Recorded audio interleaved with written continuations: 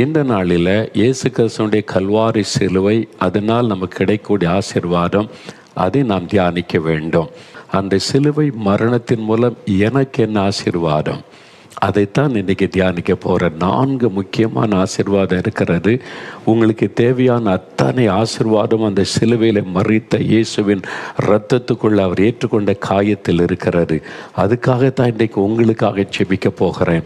இன்றைக்கி சிலுவையை தியானித்து ஜெபிக்கும் போது பல அற்புதங்கள் நடைபெறும். உங்கள் வாழ்க்கையில் இந்த அற்புதம் இன்றைக்கு நடக்க போகிறது.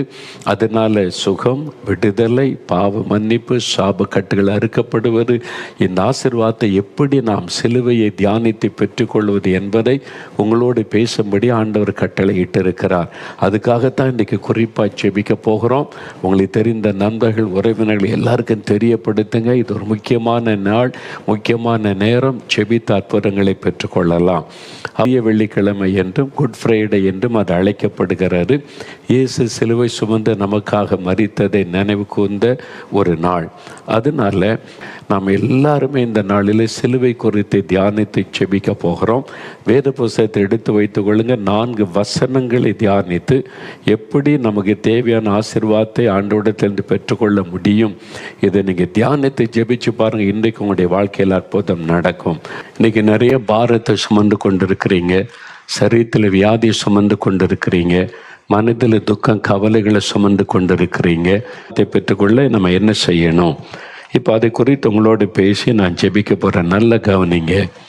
நான் ஊழியத்துக்கு வந்த ஆரம்ப காலத்தில், நான் அந்த ஊழியத்துக்கு ஆயத்தப்பட்டு கொண்டிருந்த சமயம், பைபிள் காலேஜில் படித்து கொண்டு கிராமங்களெல்லாம் போய் சுவிசேஷருடைய புஸ்தகத்தை வாசித்த போது விசுவாசத்தினால்தான் அற்புதம் பெற முடியும், விசுவாசத்தினால்தான் விடுதலை பெற முடியும்.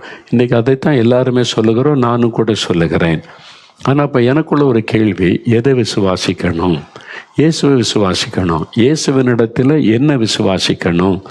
எதை விசுவாசித்தால் அற்புதம் நடக்கும்? இப்படிலாம் என் உள்ளத்தில் கேள்வி. இயேசுவை விசுவாசிக்கிற, இயேசுவினிடத்தில் என்ன விசுவாசிக்கணும்? என்ன விசுவாசித்த அற்புதம் நடக்கும் அப்படின்னு உள்ளத்தில் கேள்வி. நான் சில சமயம் அப்படி தான் என்ன என் உள்ளத்தில் கேள்வி அப்படின்னா ஆண்டவர்கிட்ட போய் கேட்டுருவேன், ஆண்டவரே இதுக்கு என்ன அர்த்தம்? அப்போ இதை எதை விசுவாசிக்கணும்? எதை விசுவாசித்த அற்புதம் நடக்கும்? உங்கள்கிட்ட நான் என்ன விசுவாசிக்கணும்? அப்படிலாம் நான் ஜெபம் பண்ணுவேன். சில சமயம் ஜெபம் வேடிக்கையாக இருக்கும். என் மனதில் தோன்றதெல்லாம் ஆண்டவர்கிட்ட கேட்டுருவேன். இதுக்கு என்ன ஆண்டவரே எனக்கு புரியல, நான் இப்படி நினைக்கிறேன், எது கரெக்டு சொல்லுங்கள். சில நாட்கள் கழித்தாவது ஏதாவது ஒரு சந்தர்ப்பத்தில் ஆண்டவர் தெளிவாக எனக்கு பதில் கொடுத்துருவார். அது மாதிரி தான் ஒரு நாள் நான் ஒரு மலை பிரதேசம், அப்பொழுது விழுப்புரம் பக்கம் செஞ்சு இருக்குல்ல, வளத்தின்ற கிராமத்தில் தங்கி ஊழியம் செய்து கொண்டிருந்தோம். அந்த பகுதியில் மலைப்பகுதி, மாலையில் ஜெபிக்க போவோம். நாங்கள் சில ஊழியர்கள் சேர்ந்து அங்கே போய் ஜெபம் பண்ணுவோம். எனக்கு இந்த பாறையில் போய் முழங்கால் பட்டிட்டு ஜெபிப்பது ரொம்ப பிரியம். சுற்றில தண்ணி ஓடிக்கொண்டே இருக்கும், பாறை இருக்கும். அந்த பாறை மேலே போய் முழங்கால் படியிட்டு நான் ஜெபித்து கொண்டிருந்தேன். ஆண்டவரை துதித்து ஒரு சாயங்கால நேரம், அப்படியே சூரியன் அஸ்தமிக்கிற நேரம், ஜெபித்து கொண்டிருக்கிற நேரம் என் ஆவிக்குரிய கண்கள் திறக்கப்பட்டது. அப்பொழுது சிலுவையில் தொங்கி மரித்து கொண்டிருக்கிற இயேசுவை என் கண்களுக்கு முன்பாக ஆண்டவர் நிறுத்தினார். அப்போ நான் ஒன்று கேட்கல, அந்த காட்சியை பார்க்கணுன்னே. நான் ஆண்டவரை துதித்து ஜெபித்து கொண்டிருக்கிற நேரம் அந்த காட்சியை அப்போ தான் ஒருத்தரை சிலுவையில் அறைந்து தொங்க விட்டால் எப்படியோ ரத்தம் வடிய அப்படியே சிலுவையில் தொங்குவதை பார்த்து இருதயம் நொறுங்கி போனது. முதலாக நான் அப்படி ஒரு காட்சியை பார்க்கிறேன். நான் பார்த்துட்டு கதறிக்கொண்டே, ஏன் ஆண்டவரே இந்த காட்சி எனக்கு காண்பிக்கிறீங்க? அப்படிதான் கேட்டேன். நான் முழங்கால பாறை மேலே நிற்கிறேன், ஏன் எனக்கு இந்த காட்சியை காண்பிக்கிறீங்க? அப்போ ஆவியானவர் பேச ஆரம்பித்தார். பரிசுத்த ஆவியானவர் மூலமாக ஆண்டவர் பேசினார். எதை நான் விசுவாசிக்கணும்? இயேசுவினிடத்தில் எதை விசுவாசித்தால் அற்புதம் நடக்கும்னு நீ கேட்டல. ஆமாம், அதுக்கு பதில் சொல்லத்தான் இந்த காட்சியை காண்பிக்கிறேன். என்ன ஆண்டவரேன்னு சொன்னால், சிலுவையில் இயேசுவாகிய நான் மனுக்குலத்திற்காக எல்லாவற்றையும் செய்து முடித்து விட்டேன் என்பதை விசுவாசித்தால் அற்புதம் நடக்கும்.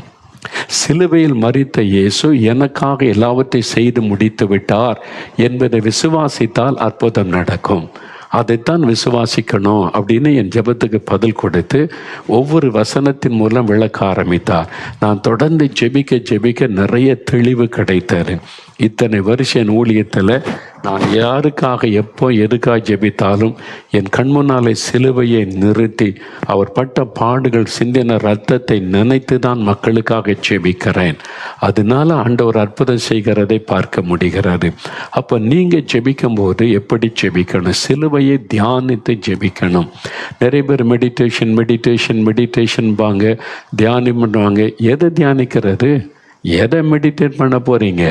வேதத்தில் தான் இருக்குது. ஒன்று வசனத்தை தியானிக்கணும், ஆண்டவருடைய வார்த்தையை அவருடைய மெய்யான அர்த்தத்தை தியானித்தா ஒரு ஆசீர்வாதம் வரும். ரெண்டாவது இயேசு கிறிஸ்து அவருடைய அன்பு, அவருடைய தியாகம், சிலுவையில் பட்ட பாடுகளை தியானிப்பது. கண்களை மூடி சிலுவையில் மறித்த இயேசுவை கண் முன்னால் நிறுத்தி நீங்கள் தியானித்து பாருங்கள்.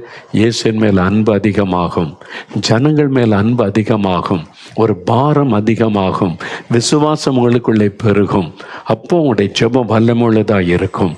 நீங்கள் தியானிக்க வேண்டிய முக்கியமான காரியம் சிலுவையில் அறையப்பட்ட இயேசு கிறிஸ்து சிலுவையில் பட்ட பாடுகள். தியானத்துக்கு அதுதான் சரியான ஒரு காரியம். இப்போ ஒரு 4 வசனத்தை சொல்கிறேன். அதை தியானித்து ஜெபிக்கும் போது என்ன நடக்கும்? முதலாவது 1 பேதுரு 2ஆம் அதிகாரம் 24வது வசனம்.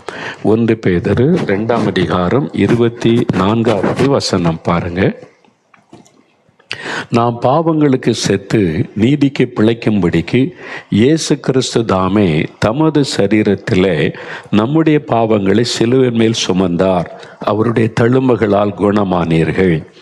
இந்த வசனம் சொல்லுகிறது, நாம் பாவங்களுக்கு செத்து நீதிக்கு பிழைக்கும்படி இயேசு கிறிஸ்து தாமே நம்முடைய பாவங்களை தம்முடைய சரீரத்தில் சிலுவையின் மீது சுமந்தார். அப்போ இயேசு சிலுவையில் அறையப்பட ஒப்பு கொடுக்கப்பட்ட போது ஒரு சிலுவை சுமந்து கொண்டு போனார். இந்த சிலுவை என்கிற அந்த அறையிற பழக்கம் ரோமருடைய ஆட்சி காலம் 2000 ஆண்டுகளுக்கு முன்பாக உலகத்தின் பெரும்பகுதிகளை இந்த ரோம சாம்ராஜ்யம் அவங்க தான் ஆட்சி செய்து வந்தாங்க. எப்படி இங்கிலாந்து வெள்ளைக்காரங்க வந்து ஒரு காலத்தில் உலகத்தின் பல பகுதிகளை ஆண்டாங்களோ அதே மாதிரி 2000 வருஷத்துக்கு முன்னால் இயேசுவின் நாட்களில் ரோமர்கள் அவங்க வந்து ரொம்ப ஒரு மாதிரி ஸ்ட்ராங்கான ஆட்கள். யாருக்கும் இரக்கம் காட்ட மாட்டாங்க. அரசாங்கத்தை எதிர்த்து கலகம் பண்ணினா, கொடூரமான குற்றங்களை செய்தா பலவிதமான தண்டனைகள் வச்சிருந்தாங்க. ஒன்று வாடினால் அடித்து ரத்தம் வர அவங்களை சிறுமைப்படுத்துவது. அது மாத்திரமல்ல, சிலுவையில் அறைந்து ஒருவனுக்கு கொலை செய்வது மரண தண்டனை. சிலுவையில் அறைந்து கொல்லுகிற ஒரு மரண தண்டனை.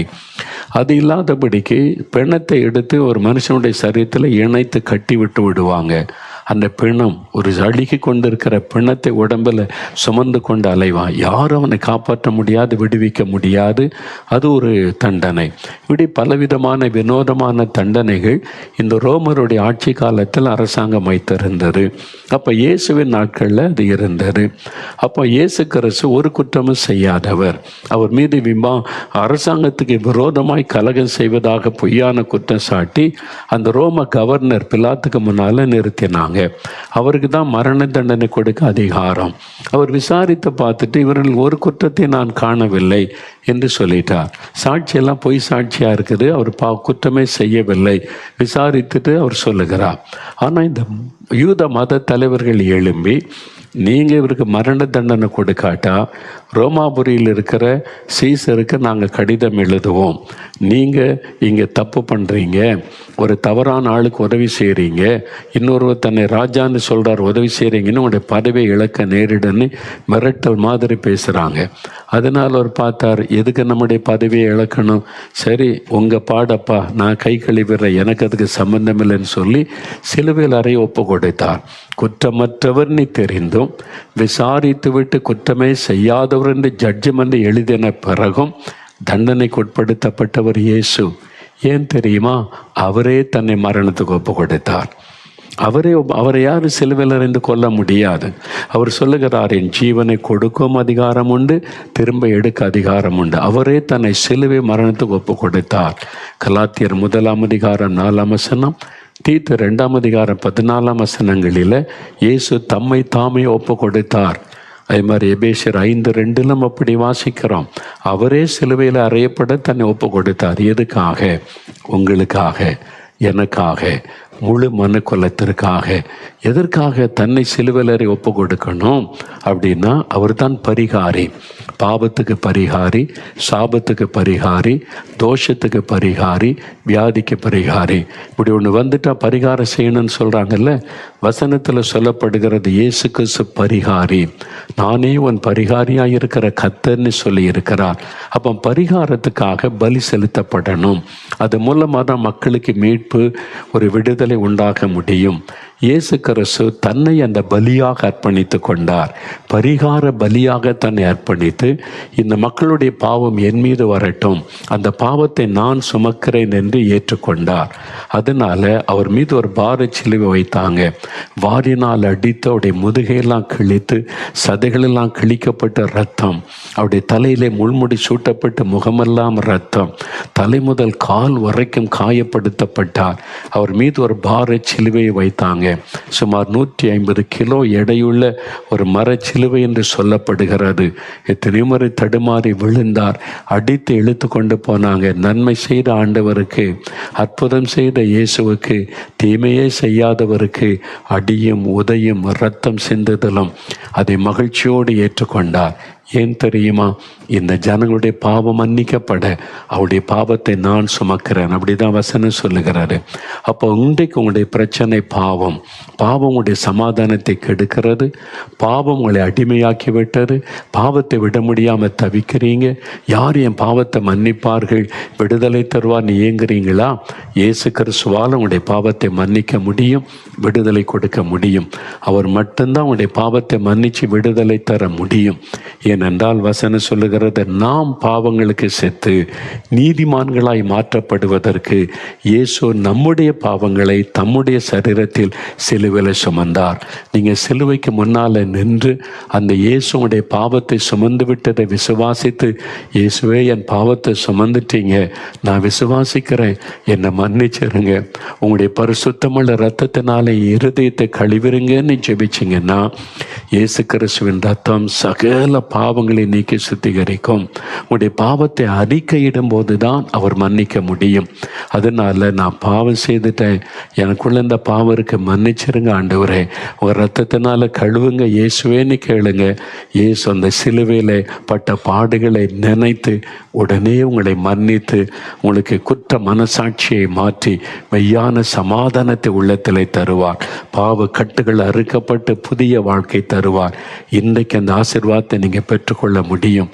பாவி என்று யாரையும் அவர் புறம்பே தள்ள மாட்டார்.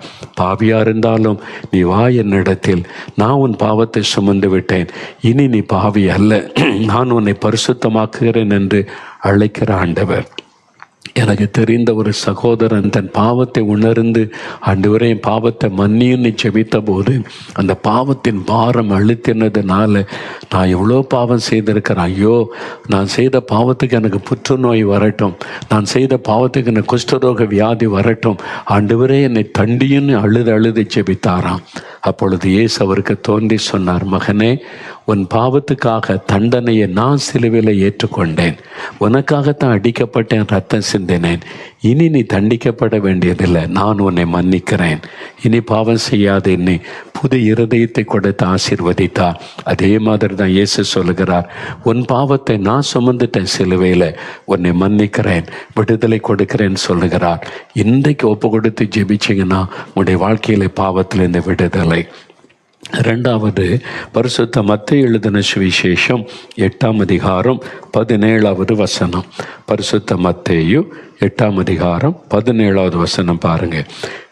இயேசு கிறிஸ்து தாமே நம்முடைய பலவீனங்களை ஏற்றுக்கொண்டு நம்முடைய நோய்களை சிலுவையில் சுமந்தார். இயேசு கிறிஸ்து தாமே நம்முடைய பலவீனங்களை ஏற்றுக்கொண்டு நம்முடைய நோய்களை சுமந்தார். அப்போ சிலுவையில் நம்முடைய பாவத்தை மட்டும் அவர் சுமக்கவில்லை. அந்த மரச்சிலுவை சுமந்து கொண்டு போகும்போது ஒரு மரச்சிலுவை அல்ல, நம்முடைய பாவங்கள் அக்கிரமங்கள் இந்த சிலுவையில் சுமந்தார். நம்முடைய நோய்கள் பலவீனங்களை சிலுவையில் சுமந்தார். மனிதனை பாதிக்கிற இன்னொரு விஷயம் வியாதிகள், பலவீனங்கள். இல்லை, ஏதோ ஒரு வியாதி உங்களை பாதிக்கிறது. கேன்சர் வியாதி, ஆஸ்துமா வியாதி, சிறுநீரக பாதிப்பு, கல்லீரல் பாதிப்பு, நுரையீரல் பாதிப்பு, எலும்புகள் நரம்புகள் பாதிப்பு, ஏதோ ஒரு வியாதி உங்களை வலியை உண்டாக்குது, வேதனை உண்டாக்குது. இல்லை, சிலுவையில் அந்த வலிகளை இயேசு சுமந்தார், அந்த வேதனைகளை இயேசு சுமந்தார். அவர் சிலுவையில் அறியப்படுவதற்கு முன்பாக சரீரத்தை அடித்து கிழித்தார்கள். தலை முதல் கால் வரைக்கும் அவருடைய சரீரம் காயப்படுத்தப்பட்டது. அவர் அவருடைய இரத்தத்தின் மூலம் பாவம் மன்னிப்பு. அப்படின்னா சிலுவையில் ரத்த சிந்தனை போதுமே? இல்லை, சரீரம் முழுவதும் காயங்கள். எதற்காக அவர் காயப்படுத்தப்பட்டார், நொறுக்கப்பட்டார்? எதற்காக அவர் தன் சரீரத்தை நொறுக்க ஒப்பு கொடுத்தார்?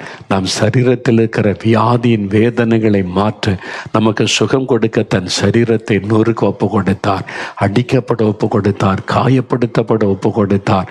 அவருடைய தழும்புகளால் குணமாகிறோம். 1 பேதுரு 2:24 சொல்லுகிறது, இயேசுவின் தழும்புகளால் குணமாக. அவருடைய கையில் இப்பவும் அந்த தழும்பு இருக்கிறது. அந்த தழும்புள்ள கரத்தினால தான் தொட்டு குணமாக்குகிறார். ஏன்னா நம்முடைய நோய்களை சுமந்து விட்டார். நம்முடைய ஆஸ்துமா வியாதி, கேன்சர் வியாதி, ஆர்த்தரைட்டிஸ் வியாதி, சரீரத்தில் இருக்கிற வலிகள், வேதனைகள் எல்லாவற்றையும் அவர் சிலுவையில் சுமந்து விட்டார். நீங்கள் அதை விசுவாசித்து, என் நோய்களை நீர் சுமந்து விட்டீர், இனி நான் சுமக்க தேவையில்லை, உம்முடைய தழும்புகளால் என்னை குணமாக்குன்னு சொல்லி பாருங்க, உடனே அற்புதம் நடக்கும். நான் மரணப்படுக்கையில் சாக கடந்த போது அவருடைய தழும்புள்ள கரம் தான் என்னை தொட்டது. அந்த கரம் தொட்டு, அந்த தழும்புகள் தொட்ட உடனே சுகம் உண்டாயிற்று. அவருடைய தழும்புள்ள கரம் உங்களுக்காக நீட்டப்பட்டு இருக்கிறாரு. விசுவாசிங்க. ஒரு இளம் வாலிப மகள் சரீரத்தில் கொடிய பருக்கள் வந்து வலி வேதனையில் தாங்க முடியாமல் கலங்கினாள். அவளால் எந்த பக்கமும் புரண்டு படுக்க முடியல. பிறந்ததுலேருந்து வியாதிப்பட்ட ஒரு மகள் இப்போ வாலிப வயது ஆகிவிட்டது. கொடிய பருக்கள், தலை முதல் கால் வரை மிகுந்த வேதனை. ஒரு நாள் தன் படுக்கையில் இருந்து கொண்டு அழுதாள். ஆண்டவரே, நான் படுகிற வேதனை தெரியலையான்னு சொல்லி இயேசு அவளை சந்திக்க அந்த அறைக்குள்ளே வந்தார். இயேசுவை கண்ட உடனே சொன்னால், தலை முதல் கால் வரை இந்த பருக்கள் தோன்றி என்னை வாதிக்கிறதே, இந்த வலி உமக்கு தெரியலையா ஆண்டவரேன்னு சொன்ன போது இயேசு சொன்னார், மகளே, இந்த வேதனையை நான் சிலுவையில் சுமந்திருக்கிறேன். இந்த வலிகளை, வேதனைகளை சிலுவையிலே நான் சுமந்திருக்கிறேன்.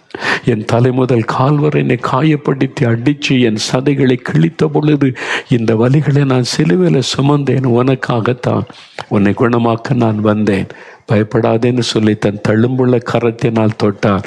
அந்த கட்டிகள், அந்த தோன்றின அந்த பருக்கள் எல்லாம், கட்டிகள் எல்லாம் மறைந்து பூரண சுகம் உண்டானார். நம்முடைய வேதனை அவருக்கு தெரியும்.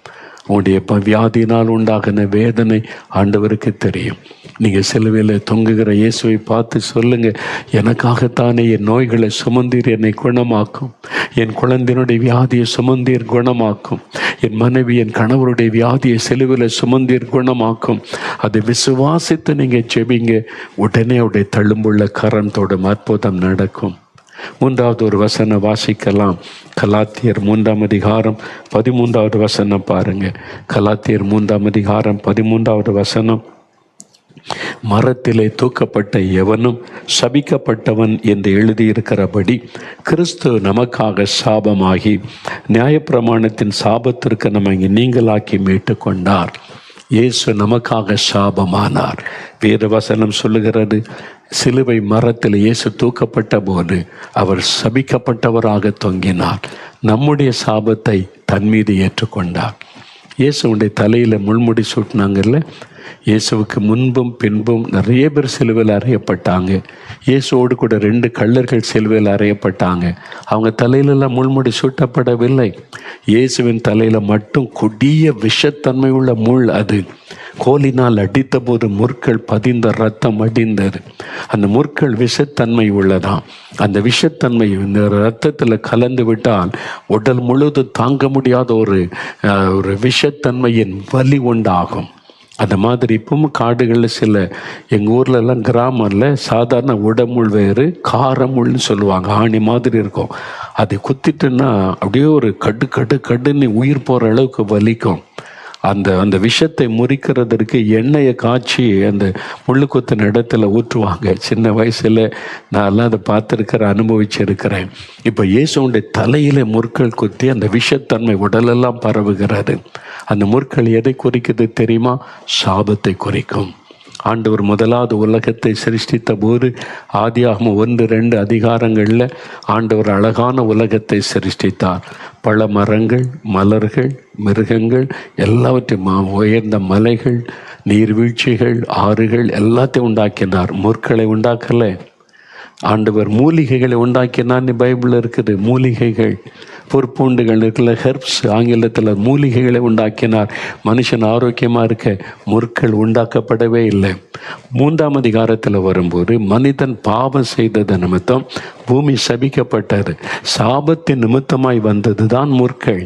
அப்போ முற்கள் சாபத்தை குறிக்கும். இன்றைக்கி உங்கள் வாழ்க்கையில் சிலர் சொல்லுவாங்க, முள்ளுக்கு நடுவில் இருக்கிற ஐயா, இந்த பக்கமும் குத்துது, இந்த பக்கம் குத்துது, எந்த பக்கம் அசைய முடியல. இங்கே போனால் ஆஃபீஸில் பிரச்சனை, இங்கே வந்தால் குடும்பத்தில் பிரச்சனை, இங்கே வந்தால் மனிதரால் பிரச்சனை, எல்லா பக்கத்தில் இருக்கும். அந்த வார்த்தை வந்தாலே ஒரு சாபத்துக்குள் இருக்கிறீங்கன்னு அர்த்தம். நன்மையே நடக்க மாட்டேங்குது, எல்லாம் தீமையாகவே இருக்குது, காரியமே வாய்க்க மாட்டேங்குது, எல்லாம் அவமான நிந்தைகளாக இருக்குது. எவ்வளோ வருமானம் வந்தாலும் கடன் கடன் கடன் வருமே, எல்லாம் நிந்தை அவமானம், ஒரு உயர்வே இல்லை, எல்லாம் தடைகள், ஒரு காரியமும் வாய்க்கலை, நான் என்ன பாவம் செய்தனோ அப்படின்ற வார்த்தைலாம் வருதில்ல. சாபத்தின் விளைவு. உபாகம் 28 அதிகாரத்தில் அதை நியாயப்பிரமாணத்தின் சாபம் சொல்லப்படுகிறாரு. சாபத்தினுடைய விளைவுகள் என்னென்னலாம் சொல்லப்படுகிறாரு. அது 4 தலைமுறைக்கு தொடரும்னு பைபிளில் சொல்லப்பட்டு இருக்கிறது. யாத்திராமம் 20 அதிகாரம் 34 அதிகாரங்களில் 4 தலைமுறைக்கும் தொடரும். உங்களுடைய முன்னோர் செய்த பாவம் உங்களுக்கு தெரியாது, தாத்தாவுக்கு அப்பா அது மாதிரி செய்திருக்கலாம். அது மாதிரி இந்த பேய் வணக்கம், மனுஷ வணக்கம், இந்த மாதிரி ஆண்டவர் அவமானப்படுத்துகிற சில காரியம், மந்திரவாதம், பில்லி சொன்னி செய்வது, மற்றவர்களை ரத்தம் சிந்த வைப்பது, மற்றவர்களை கண்ணீர் வடிக்க வைப்பது, விதவைகளை வேதனைப்படுத்தி கண்ணீர் வடிக்க வைப்பது, மற்றவர்களை அவமானப்படுத்துவது, சமுதாயத்தில் தீமை உண்டாகிற மாதிரி நீங்கள் பணம் சம்பாதிக்க கலப்படம் பண்ணுறது, கள்ளத்தனம் பண்ணுவது, இது மாதிரிலாம் சாபத்தை உண்டாக்கிறோம். அது சாபத்தினுடைய விளைவு. சில பாவம் சாபமாகிவிடும். அதனால தான் நிறைய குடும்பத்தில் ஆசீர்வாதமே இல்லை, நன்மையே இல்லை. பணம் வரும், நிறைய காசு வரும், ஆனால் நிந்தை அவமானம் அதுதான் இருக்கும், மிஞ்சி இருக்கும். அது ஒரு சாபத்தினுடைய விளைவு. இன்றைக்கி உங்கள் குடும்ப ஆசீர்வாதமே இல்லாமல் தவிக்கிறீங்க. சாபம், ஏதோ ஒரு சாபனை கலங்குறீங்களா? இந்த சாபம் மாற என்ன செய்கிறது? பரிகாரம்னு சொல்லி லட்சக்கணக்காக பணம் வாங்குவாங்க. அதை செய்யணும், இதை செய்யணும், பலி கொடுக்கணும்னு சொல்லி. எந்த பலியும் சாபத்தை மாற்ற முடியாது. இயேசுவாகிய பரிசுத்த பலி, இயேசுவாகிய பரிசுத்த பலி சிலுவையில் நம்முடைய சாபங்களை ஏற்றுக்கொண்டார். இந்த முற்கள் சாபத்தை குறிக்கும்ல.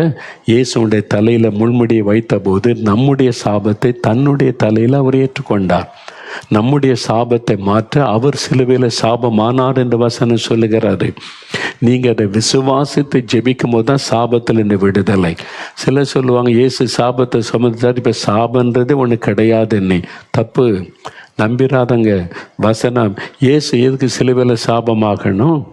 அப்போ நம்முடைய சாபத்தை மாற்ற இயேசு சிலுவையில் பாவமானார்னு இருக்கல. அப்போ உலகத்தில் பாவமே இல்லையா? பாவம் இருக்குல்ல. பாவத்தை மன்னிக்க விடுதலை பெறணும்னா சிலுவைண்டே வந்து அதை விசுவாசித்து ஜெபிக்கும் போது தான் விடுதலை. இயேசு வியாதிகளை சுமந்துட்டார்னு இருக்குல்ல. அப்போ வியாதி இல்லாமல் இருக்குதா? இருக்குதில்ல. அதை எப்படி பெற்றுக்கொள்வது? விசுவாசித்து ஜெபிக்கும் போது அவங்க தான் அந்த சுகத்தை பெற முடியும். அதனால் சாபம் இருக்கிறது, விடுதலை பெறணும்னா இயேசு தான் வழி. இயேசுகிட்ட வந்து பாவத்தை அறிக்கை செய்து சாபத்திலிருந்து விடுதலை வேணும்னு ஜெபிக்கணும். உங்கள் குடும்பத்தின் மேலே சாபம் இருந்தால் குடும்பமாக நீங்கள் உங்களை ஒப்பு கொடுத்து இந்த வசனத்தை விசுவாசித்து, இயேசுவே நீங்கள் சிலுவையில் எங்களுக்காக சாபமாக நீங்கள் உங்களுடைய இரத்தத்தினால சாபத்தை மாற்றி எங்களுக்கு விடுதலை கொடுங்க நீ ஜெபிச்சா சாபங்கள் நீங்கி ஆசீர்வாதம் வரும். அப்போ அதுக்கு நீங்கள் ஜெபிக்கணும். சிலுவையை விசுவாசித்து, சிலுவையில் அறையப்பட்ட இயேசுவை விசுவாசித்து, என்னுடைய சாபத்தை இயேசு சிலுவையில் சுமந்து விட்டார், எங்கள் குடும்பத்தின் சாபத்தை சுமந்துட்டார் அப்படி விசுவாசித்து அவருடைய இரத்தத்தை சொல்லி ஜெபிக்கும் போது சாப கட்டுகள் அறுக்கப்படும்.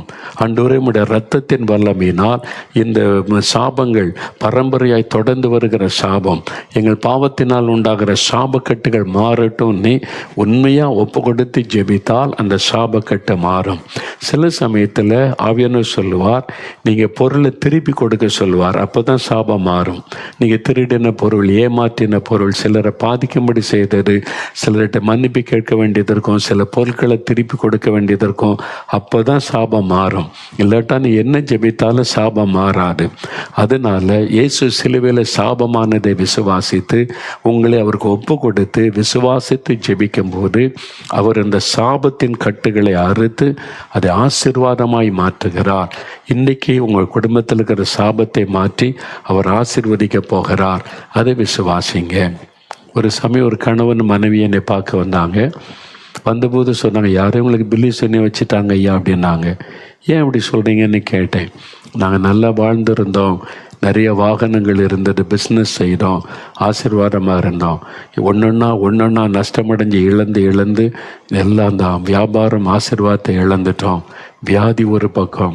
என் மனைவிக்கே அவருடைய சரீரத்தில் பார்த்திங்கன்னா 4-5 வியாதி. ஹார்ட்டில் ப்ராப்ளம், லங்ஸில் ப்ராப்ளம், லிவரில் ப்ராப்ளம், கை நிறைய மாத்திரை சாப்பிடணும், அப்படி பாதிப்பு. ஒரு மனக்குழப்பம், எப்பவும் ஒரு மனக்குழப்பம், ஒரு பயம், இது மாதிரி ஒரு நிம்மதியே இல்லை. அப்போ யாரோ பெல்லிசனை செய்துட்டாங்க அப்படின்னு அப்படி தான் அவங்க நினச்சாங்க. ஆனால் அவங்க ஜெபத்துக்கு வந்தபோது சாபத்தை குறித்து செய்தி கேட்டாங்க. இது சாபத்தினால் வந்தது என்பதை அறிந்து கொண்டாங்க. உடனே குடும்பமாக ஆண்டவர்கிட்ட போய் முழங்கால் படிட்டு, ஆண்டவரே எங்கள் பாவத்தை மன்னித்து சாபத்திலேருந்து விடுதலை கொடுங்க, என் குடும்பத்தின் மீது இருக்கிற சாபம் மாறணும், என் முன்னோர்கள் செய்த சில பாவம், அந்த மாதிரி மனுஷ வணக்கம், அதை பேய் வணக்கம், ஆண்டவருக்கு பிரியமில்லாத காரியம், இதெல்லாம் செய்த சாபம் எங்களை மன்னிச்சு விடுதலை கொடுங்கன்னு ஜெபிச்சாங்க. ஆண்டவர் விடுதலை கொடுத்துட்டார். அவங்க வந்தபோது கேட்டேன், விடுதலை ஆகிட்டுன்னு எப்படி சொல்கிறீங்க அப்படின்னு நான் கேட்டேன். அதுக்கு அந்த ஐயா என் மனைவி, அவங்க மனைவி வந்திருந்தாங்க. என் மனைவிக்கு இது மாதிரி 4-5 கொடிய வியாதி, உறுப்பெல்லாம் பாதிக்கப்பட்டு இவ்வளோ மாத்திரை சாப்பிடுவாள், வேதனையோடு சொல்லுவாள், எவ்வளோ நாளுங்க இந்த நரகத்தில் இருக்க போகிறான்னு. நாங்கள் என்னைக்கு ஜெபிச்சு இந்த கூட்டத்தில் கண்ணீரோடு ஜெபிச்சோம், விடுதலை கிடைச்சதோ டாக்டர் இடத்துல போய் பார்த்தா ஒரு வியாதியும் இல்லை, அத்தனை சரியாயிட்ட. Heart, lungs, liver, everything perfect. இனி மாத்திரையே வேண்டான்னு சொல்லிட்டாங்க. என்னாச்சு உங்களுக்கு என்பதாய் அப்போ தான் அறிந்து கொண்ட இது சாபத்தினால் வந்த வியாதி. சாபக்கட்டு அறுக்கப்பட்டோன்னே வியாதி மறைந்து விட்டார். சாபத்தினால வியாதி வரும், சாபத்தினால பிசாசு உள்ள நுழைய முடியும். ஒரு குடும்பத்தின் மேலே சாபம் இருக்குன்னு ஈஸியாக சாத்தான் அதன் வழியாக நுழைஞ்சு உங்களை வேதனைப்படுத்தி சிறுமைப்படுத்தி விடுவான். அப்போ சாபத்திலிருந்து விடுதலை அடைய உங்களை ஒப்பு கொடுத்து சிலுவையை நீங்கள் விசுவாசித்து இயேசுவே உடைய ரத்தத்தினால் சாபக்கட்டுகள் மாறட்டுன்னு இன்றைக்கு ஜெபிக்கும் போது சாபம் மாறி அது ஆசீர்வாதமாய் ஆண்டவர் மாற்றுவார். கடைசியா இன்னொரு வசனம் பாருங்க, ஏசாயா 53ஆம் அதிகாரம் 4வது வசனம் பாருங்க. இயேசு கிறிஸ்து தாமே நம்முடைய பாடுகளை ஏற்றுக்கொண்டு நம்முடைய துக்கங்களை சுமந்தார். அப்போ சிலுவையில் இயேசு நம்முடைய பாடுகள் துக்கங்களை சுமந்தார். இன்னைக்கு ஏதோ ஒரு துக்கம் உள்ளத்தில் இருக்குது. கடன் பிரச்சனை துக்கம், குழந்தை இல்லை என்ற துக்கம், வறுமை என்ற துக்கம், வேலையில் என்ற துக்கம், அவமான நிந்தைகள், பாடுகள். அப்போ இயேசு நம்முடைய பாடுகளை ஏற்றுக்கொண்டார், நம்முடைய துக்கங்களை சுமந்தார். உங்களை துக்கப்படுத்துகிற காரியம், பாடுகள், வேலையில், அவன் வியாபாரத்தில், குடும்பத்தில் பிரச்சனை, ஊழியத்தில் பிரச்சனை, ஒரே பாடுகள், எல்லாத்தையும் சிலுவையில் சுமந்தார். நிந்தைகள், அவமானங்கள், பாடுகளை சுமந்தார். எதுக்காக? நமக்கு விடுதலை கொடுக்க, பாடுகளை மாற்ற, கவலைகளை மாற்ற. அப்போ சகல ஆசீர்வாதமும் இயேசுடைய சிலுவை மரணத்திலிருந்து தான் நமக்கு பெற்றுக்கொள்ள முடியும். பாவத்திலிருந்து விடுதலை, சாபத்திலிருந்து விடுதலை, வியாதியிலிருந்து விடுதலை, கவலை, பிரச்சனை, நிந்தை, அவமானத்தின் விடுதலை. இயேசு சிலுவையில் எல்லாத்தையும் சுமந்துட்டாரு அப்படின்னு விசுவாசித்து சிலுவையை நினைத்து சிலுவையில் அறையப்பட்ட இயேசுவை நோக்கி, எனக்காக நீங்கள் சுமந்தீங்க, எனக்கு விடுதலை கொடுங்க, நான் அதை விசுவாசிக்கிறேன்னு சொல்லி ஜெபிச்சு பாருங்க. உடனே ஒரு அற்புதம். இன்றைக்கு உடைய வியாதி மறையும், இன்றைக்கு சாபக்கட்டு அறுக்கப்படும், இன்றைக்கு உடைய பயங்கள் டிப்ரெஷன் எல்லாம் மாறிடும், இன்றைக்கு இன்றைக்கு பாவக்கட்டுகள் அறுக்கப்பட்ட புதிய இருதயம் வந்துடும். அதுக்கு தான் ஜெபிக்க போகிறோம். உங்களை உள்ளத்தில் கை வைத்து, இயேசுவே என்னை மன்னித்ததற்காய் ஸ்தோத்திரம், உங்க ரத்தத்தினால என்னை கழுவினதற்காய் ஸ்தோத்திரம். வாய் திறந்து சொல்லுங்க, இயேசுவே என்னை ரத்தத்தினால கழுவி விட்டீர், மன்னித்து விட்டீர், உமக்கு ஸ்தோத்திரம். ஆண்டவரை துதிங்க துதிங்க, வாய் திறந்து ஆண்டவரை துதிங்க. அவர் நமக்காக சிலுவையில் சாபமானார் என்று வசனம் சொல்லுகிறாரு. சாபத்திலிருந்து எனக்கு விடுதலை வேணும். அப்படி செபிங்க. சாபம் இருதயத்தில் கை வைத்து, எங்கள் குடும்பத்தின் மீது இருக்கிற சாபங்கள் மாறட்டும். இயேசுவே நீங்கள் சிலுவையில் எனக்காக எங்களுக்காக சாபமானீர். என் குடும்பத்தின் மீது இருக்கிற சாபங்கள் மாறணும். பரம்பரையாய் தொடர்ந்து வரக்கூடிய சாப கட்டுகள் மாறணும். இயேசுவின் இரத்தத்தின் வல்லமையினால் சாபங்கள் மாறட்டும். இயேசுவின் இரத்தத்தின் வல்லமையினால் சாப கட்டுகள் அறுக்கப்படட்டும். இயேசுவின் இரத்தத்தின் வல்லமையினால் பரம்பரை சாபங்கள் மாறட்டும். இந்த பாவத்தினால் உண்டான சாபங்கள் மாறட்டும். அப்படி சொல்லி ஜெபிங்க. சொல்லுங்க வாய் திறந்து, என் குழந்தை மேல வந்திருக்கிற சாப கிரியை அழிக்கப்படட்டும்.